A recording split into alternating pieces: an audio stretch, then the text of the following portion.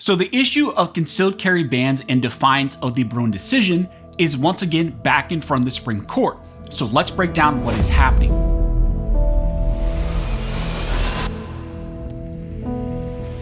Now, really quick before we jump into this video, I want to ask you guys for a favor. Looking at some of my analytics, a majority of people who watch these videos are actually not subscribed. So if you want to support the channel, please consider subscribing. Absolutely not necessary, but it does help the channel. And then also just drop a comment down below, a positive comment, because that tells the YouTube algorithm that you guys appreciate these videos and it should share this type of two-way information out to more people. As I mentioned in the intro, in this video, we're going to be discussing the issue of concealed carry bans, specifically out of New York, and how this is once again back in front of the United States Supreme Court. You may recall that the Supreme Court recently granted, vacated, and remanded a case called Antonyuk back down to the Second Circuit Court of Appeals for a new decision in light of what they said in the 8-1 Rahimi decision. The Antonyuk case challenges the state of New York's new hyper-restrictive concealed carry bans that they passed through the Concealed Carry Improvement Act, also known as the CCIA. Now, they did that just 8 days after the Bruen decision, and there the governor of New York actually said they were doing that expressly in defiance to what the Supreme Court said in Bruen. This law was reviewed by the Second Circuit Court of Appeals, and in its new decision on the concealed carry bans, they essentially reissued the same decision, finding that Rahimi did not change the outcome of their prior decision at all. Now, in response to that decision, the plaintiffs have now once again filed for Supreme Court review in the hopes essentially that the New York concealed carry ban in defiance of Bruen will be struck down once and for all. Now, this would not just impact the state of New York, but other states as well, like California and Hawaii and others who have tried to pass similar laws. Now, in response to this new petition, New York has filed their opposition, arguing that at this time, the Supreme Court should stay out and not review this issue. Now, like I mentioned, this case involves the concealed carry laws passed in the state of New York through the Concealed Carry Improvement Act. Now, this law was challenged in multiple district courts, and essentially there were preliminary injunctions that were granted against various aspects of the CCIA. However, in response to that, New York appealed those decisions up to the Second Circuit, who then in response granted blanket stays in favor of the state of New York. Now, at that time, this led for the Antonyuk case to make its way to the Supreme Court a couple times on an emergency basis. Recently, the Second Circuit ruled in 5 of the consolidated CCIA preliminary injunction cases, and the Second Circuit ultimately decided to vacate some of the lower court decisions. Now, in that ruling, the Second Circuit distinguished their case here, the Antonyuk case, from the Bruen decision. They essentially claimed that Bruen was an exceptional case. Now, in response to those Second Circuit rulings, GOA then filed a second petition for emergency Supreme Court intervention. Now, although this case was still in an interlocutory posture, the Supreme Court did decide to grant, vacate, and remand this case back down to the Second Circuit in light of what they said in Rahimi. Now, after the Supreme Court GVR'd the Antonyuk case back down to the Second Circuit and said, you need to reevaluate this in light of Rahimi, you would think that they would probably get the message and at least attempt to faithfully review these cases. But of course, they didn't do that. Instead, they wrote a 246-page opinion essentially saying that Rahimi changes nothing, and essentially they issued the same decision and they didn't follow Bruen or Rahimi's analysis really at all. But because of that egregious decision, this case is now back in front of the Supreme Court. And in the petition to the Supreme Court, GOA argues that repeatedly, the panel asserted that it was not bound to apply Bruen's methodology, surmising that Bruen was a case of exceptional nature.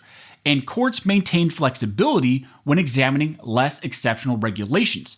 The panel repeated this claim no fewer than 4 times to justify circumvention of Bruen's framework. The panel cited a recent law review article that labels Bruen unsatisfying, claims Bruen places outsized importance on historical silence, and suggests judicial responses to the decision in the order to read Bruen narrowly and engage in the time-honored practice of narrowing Supreme Court precedent from down below. If Bruen left any questions unanswered, Rahimi laid them to rest. Contrary to the panel's insistence that Bruen was an exceptional case, warranting uniquely heightened historical stringency, Rahimi confirmed that Bruen simply explains the appropriate analysis. Thus, Bruen and Rahimi established the norm and do not permit a more nuanced approach whenever a court declares a challenged regulation to be less exceptional. But the panel read Rahimi differently, casting it aside as having little direct bearing despite being the reason behind the court's actual remand. So this petition by GOA and the plaintiff here, Antonyuk, not only outlines the clear Second Amendment precedent that should have actually found that the New York CCIA law is in fact unconstitutional, but it also shows what lengths the circuit courts like the Second Circuit will actually go through to defy Bruen to not follow Rahimi's decisions and do whatever they can to uphold these violations on the Second Amendment. New York has now filed their opposition, and they're arguing that the Supreme Court should not grant review to this case. The main thrust of their arguments is simply that it's too early for the Supreme Court to step in at this stage, that the state should essentially be allowed to rely on some later history to justify these restrictions. And then they walk out the old argument that there is no standing right now for this challenge. There's no standing from the plaintiffs to challenge the good moral character determination, and therefore this case should be thrown out. In arguing that this case is too early for Supreme Court review, New York argues in their opposition that as an initial matter, this court's ordinary practice of denying interlocutory review is especially advisable here, where the Court of Appeals merely found that the plaintiffs did not establish a likelihood of success on the merits at the preliminary injunction stage, either for lack of standing or for a lack of meritorious legal claim. The preliminary injunction record in this case was developed in a matter of just weeks, and no fact or expert discovery has yet taken place. Further litigation may obviate any need for this court's review, and at a minimum, such review would be aided by a complete record and merits determination. So New York argues that at this time, the Supreme Court should stay out of this because it's interlocutory and it's too early for them to get involved. They then go on to argue that 19th century history and potentially later history should actually be allowed, and New York should be allowed to use that to justify these restrictions. They state that this court has never held and should not now consider holding that 19th century history is categorically irrelevant in evaluating Second Amendment challenges.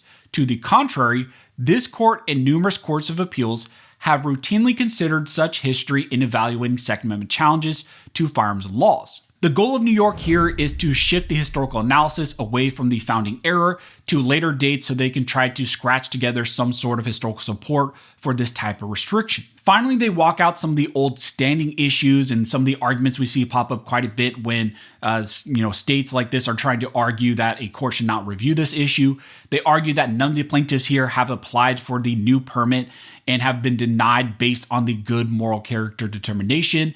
And without that, they argue this challenge is invalid and should not be reviewed by the Supreme Court. So New York is pulling out all the old tricks to try to avoid Supreme Court review. What's interesting about this case is that even though this is still in an interlocutory posture, it deals with a state law passed in direct defiance after the Bruen decision.